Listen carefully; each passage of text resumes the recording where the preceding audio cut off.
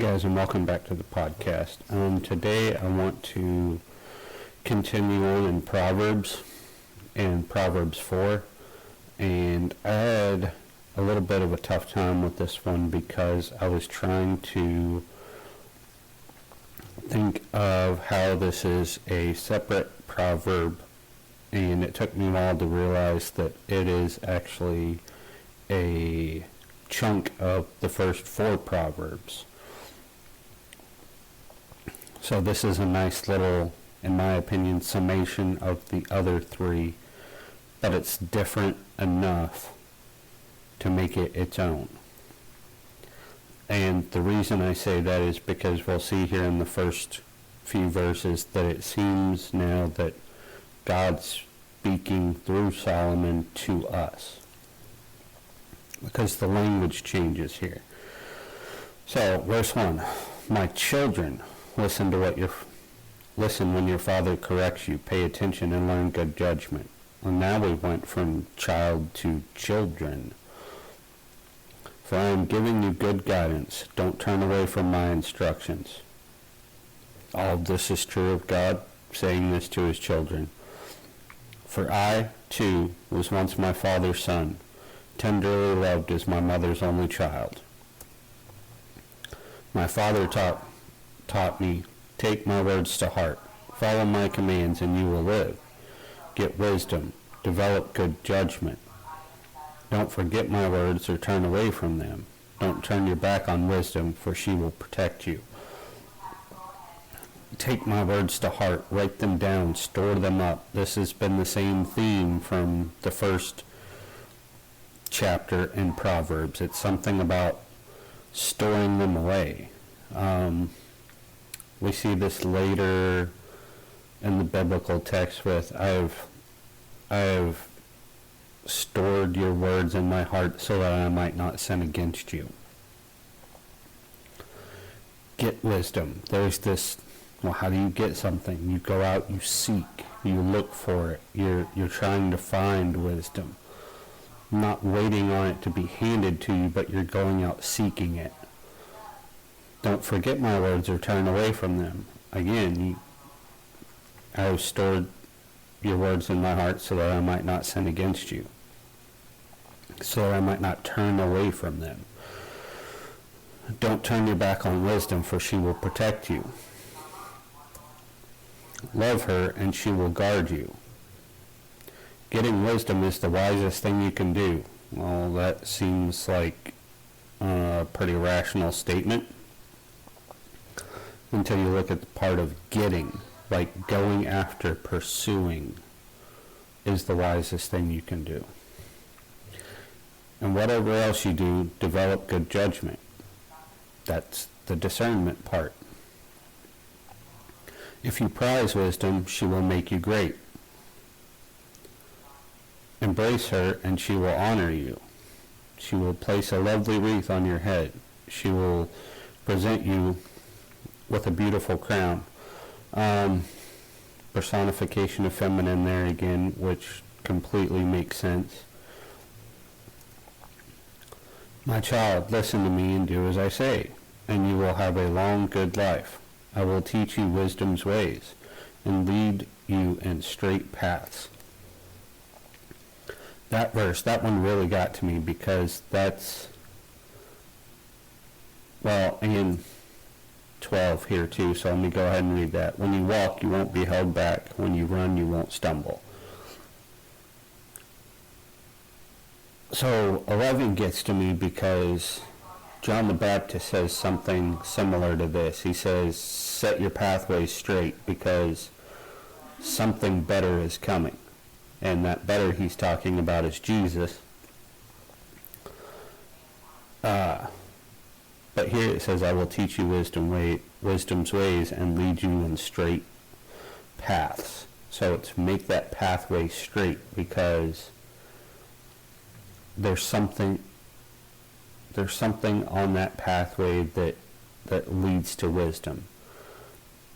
And in John the Baptist, he's saying that pathway leads to Jesus. So set that pathway Actually, he doesn't say it leads to Jesus. He's saying it's leading to the kingdom that is to come. And that's what's on the straight pathway. And wisdom apparently is along this pathway as well. 12, I'm reminded of, you will run and not grow weary, you will walk and not faint. Not the same terminology here, but that's just the connection I made in my mind with that one. Take hold of my instructions, don't let them go. Again, that's storing up, taking a hold of. Just don't let those things go. Guard them, for they are the key to life. Well, what teachings are you talking about here, Solomon? Or is this God speaking through you? I think it's very apparent this is God speaking through Solomon to all of us, as well as Solomon's son. Don't do as the wicked do, and don't follow the path of evildoers. That's that two paths again. Don't even think about it. Don't go that way. Turn away and keep moving. For evil people can't sleep until they've done their evil deed for the day. They can't rest until they've caused someone to stumble. Always with the stumbling blocks. They eat the food of wickedness and drink the wine of violence. The way of the righteous is like the first gleam of dawn, which shines ever brighter until the full light of day. But the way of the wicked is like total darkness. They have no idea what they're stumbling over. Again, with the stumbling blocks, you walk and not, you run and not stumble. Walk and not be held back. Well, how can you run and not stumble? Well, obviously, the brightness of light, but wickedness is like total darkness. They have no idea what they are stumbling over. This is true. This is, have you ever waken up in the middle of the night to go to the bathroom and it's pitch black in your bedroom? And say somebody had moved something in your bedroom and you were unaware that that thing had moved. Well, now it's become a stumbling block. Or if you're a parent, stepping on a Lego in the middle of the night is like well, it's a block. I don't know if it causes you to stumble, but it causes a lot of pain. My child, pay attention to what I say. Listen carefully to my words. Don't lose sight of them. Now we bring in the sight. Now we've read through and it says listen to my words, but now it says don't lose sight of them. Let them penetrate deep into your heart so that you might hold them there and not let them go and not forget them. For they bring life to those who find them and healing to their whole body.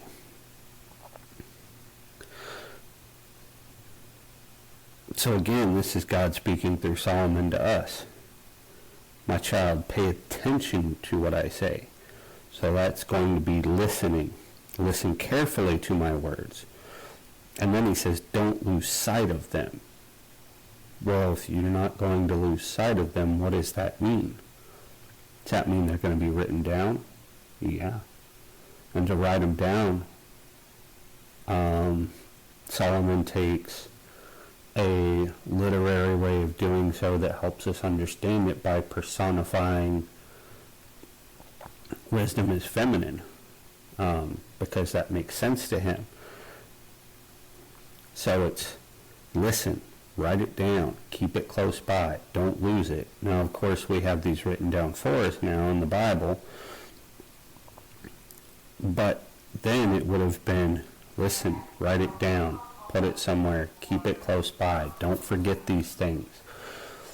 But then he goes deeper and says, let them penetrate deep into your heart. That means infuse them in your mind so that you might not ever forget them. And why? For they bring life to those who find them and healing to their whole body. Guard your heart above all else. Why? Because that's where you're keeping the commands. For it determines the course of your life. Yes, it does. If the commands are there, you're bound to keep them. If they're not, then you're not going to. Avoid all perverse talk. Stay away from corrupt speech. Look straight ahead, again with the looking and the straightness. Look straight ahead and fix your eyes on what lies before you. What is it that lies before you? Wisdom and the kingdom of God. Mark out a straight path for your feet. Stay on the safe path. Again, straight path, safe path. This is John the Baptist.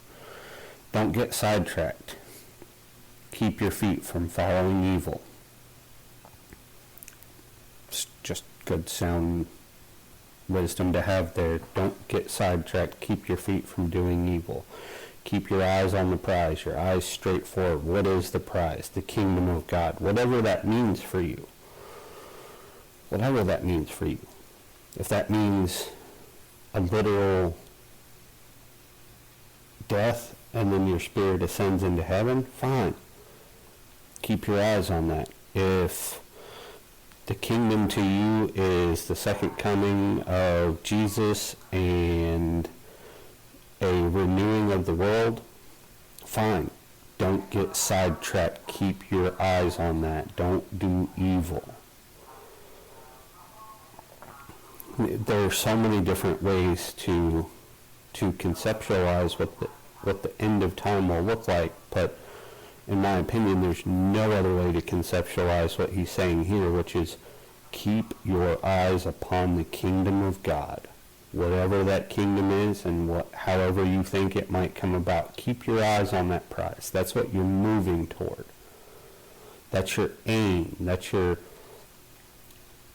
how you don't sin. You're not going to miss the mark. If that is your mark and your aim is true, you're not going to miss it. That's all I have for this time, guys. But as always, thanks for watching, and leave me a comment in the comment section or reach out to me on Discord. And until next time, thanks, guys.